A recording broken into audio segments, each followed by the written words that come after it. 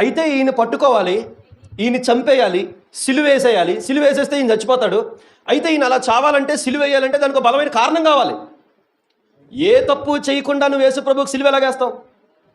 ఏ వ్యక్తికైనా సరే సిలువలో ఒక వ్యక్తి మరణించాలంటే ఆ గవర్నమెంట్, ఆ రోమా ప్రభుత్వం అతనికి శిక్ష వేయాలి అంటే ఒక బలమైన కారణం కావాలి. వీళ్ళకి ఏ కారణాలు ఉన్నాయి? కారణాలు ఏమీ లేవు. అందుకు వీళ్ళు ఏం చేస్తున్నారట? ఆలోచిస్తున్నారు. ఏ మాయ చేసైనా సరే, ఏ ఆలోచన చేసైనా సరే ఇతను ఏం చేద్దాం? చంపేద్దాం, సిలువుకి ఎక్కించేద్దాం అనుకుంటున్నారు. పోనీ ఈయన తప్పు చేశాడండి యేసు ప్రభు, పలానా తప్పు మీద మనం పట్టుకుందాం, పలానా తప్పు మీద మనం నిందేసేద్దాం, పలానా అన్యాయం చేశాడు, పలానా అక్రమం చేశాడు, పలానా పాపం చేశాడు, అందుకే ఈయనకి సిలువ వేసేద్దాం అన్న ఆలోచన రావట్లా. ఏం చేస్తున్నారు వీళ్ళు?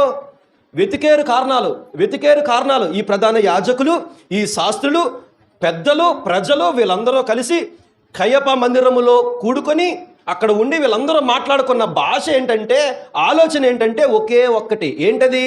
యేసు ప్రభుని చంపేయాలా. చంపేయడానికి కారణాలు నీ దగ్గర ఏమైనా కారణం ఉందా? నా దగ్గర ఏ కారణాలు లేవురా బాబు. మరి నీ దగ్గర, నా దగ్గర ఏ కారణాలు లేవు. ఈ శాస్త్రం అడిగితే వీళ్ళంటారు నా దగ్గర ఏ కారణాలు లేకుండా నువ్వు సిలువ ఎలా ఎక్కించేస్తావు?